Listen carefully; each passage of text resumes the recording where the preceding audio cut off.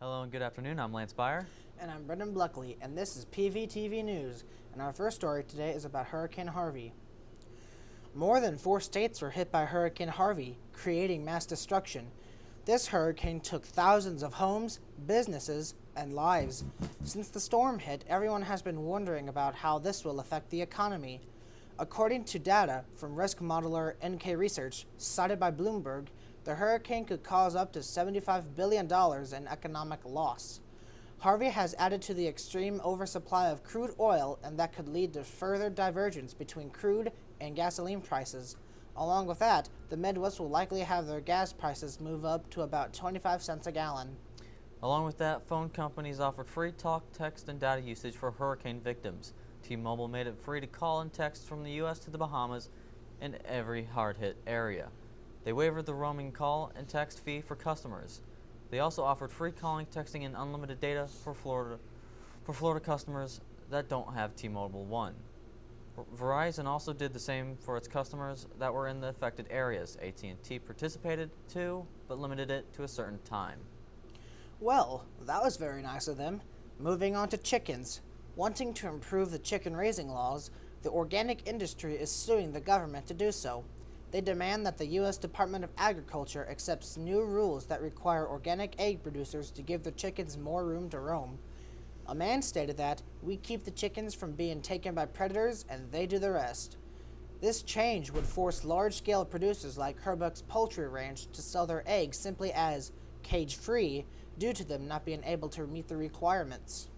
For the first time in 38 years, on August 21st, the U.S. saw the solar eclipse. It traced across America as crowds gazed into the heavens in their protective eyeglasses in cities and towns nationwide. Some people within the narrow path of totality saw a total eclipse for a few moments. A girl from South Carolina commented and said it was absolutely gorgeous.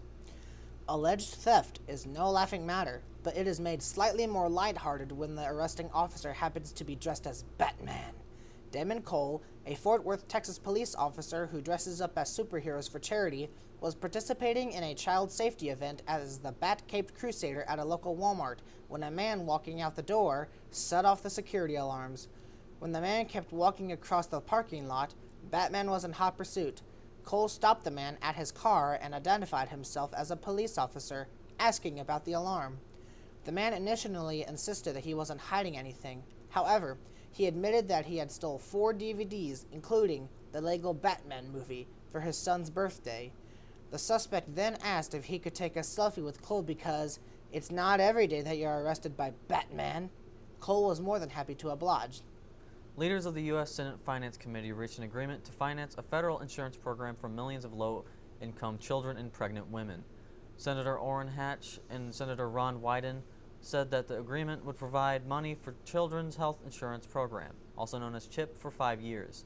CHIP reauthorized its very contentious because the program receives bipartisan support, along with the lobbyists and industry officials have said any healthcare-related legislation is more complicated because of the failure of Republicans repeating and replacing Obamacare. Hatch stated, I am hopeful we can move forward swiftly to ensure no lapse in care for our nation's most vulnerable children. We have a ways to go, but the 2024 Olympics will take place in Paris, followed by the 2028 Olympics taking place in LA. The International Olympic Committee decided to break the tradition and announce both the 2024 and the 2028 Olympics at the same time. By the 2028 Games, it will be LA's third time hosting the Games, and at the 2024 Games, it will be Paris's second time in a century. Originally, both LA and Paris were bidding for the 2024 Games, but the problem solved itself after the Californian city agreed to wait 4 more years.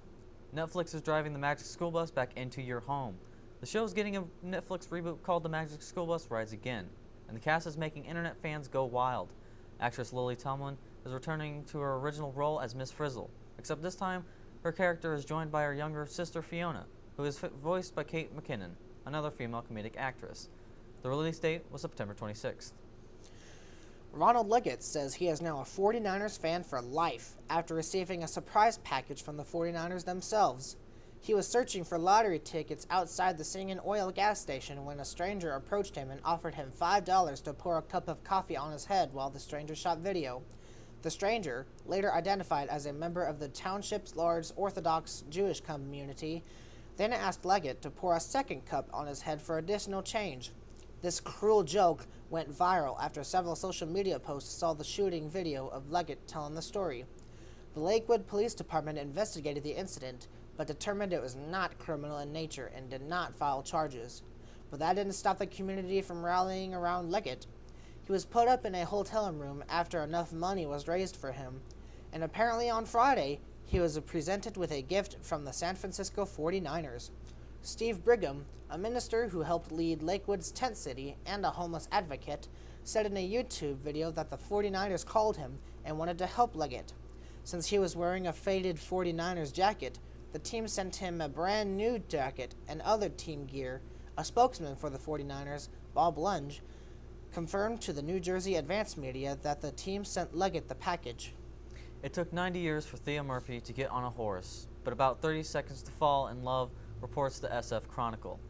Murphy's maiden horseback ride was courtesy of a Napo nonprofit called Celebrating Seniors, which granted wishes for half a dozen elders in the North Bay. Murphy's wish was to ride a horse, something the 50-year-old Napa resident has never done. When a man came home, he noticed a young cat waiting for him, except the man doesn't own a cat. With this new mystery cat, he started by going to the vet and learning that the cat never had a previous owner, and also doesn't have a microchip. Not only did the cat have no record of anybody owning him, but it had worms and fleas. After that, he went around and tried getting research, yet was left with nothing. He then decided to adopt it and named it Lil Gatto. It's that time of the year, kids. It's our favorite season next to fall. Yep, you guessed it, play season. This fall, the Silver Dagger Players are performing The Sting, a play set in the Depression era. It follows the story of a con man named John Hooker who looks to get revenge on a mob boss who was responsible for the death of a friend. All the drama kids are pretty excited about it, especially since the cast list was posted, which will feature Noah Cadwell as Johnny Hooker. Of course, plenty of future stars will return for previous productions. The cast will be working hard to bring this show to life during the next 8 weeks, not just with the acting, but with the costume and set design as well. The play will be on 2nd, 3rd, and 4th of November at 7 p.m. We surely hope to see everyone there. 29 minutes into the soccer match between San Lorenzo and Arsenal di Sarandi, a dog ran onto the field and took the ball. Players from both teams tried to get the dog to give the ball back, and after about 2 minutes, they got it back. San Lorenzo saw it as a good luck charm after they won the game. The dog is now a field dog for the groundskeeper of the field. These parking meters don't just want your spare change. They want to make a change in the city by ending homelessness. 7 new repurposed parking meters in downtown Milwaukee, Wisconsin are collecting money that will benefit the local homeless population.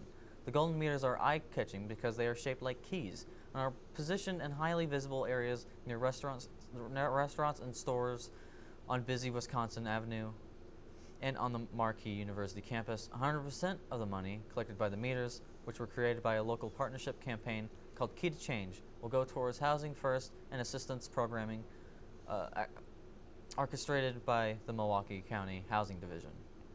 And the last story of the day, Barney Smith, a 96-year-old, is selling his toilet seat museum. He put in over 100 hours into making this museum, and it is filled with decorated toilet seats designed by him. You'll have to schedule visits in advance, but admission is free. He says he will accept $1,500 to $200,000 as long as the owner does not charge admission fees. Thank you for joining us today, and hope to see you all next time. I'm Brendan Bleckley. And I'm Lance Byer from PVTV. Have a good night.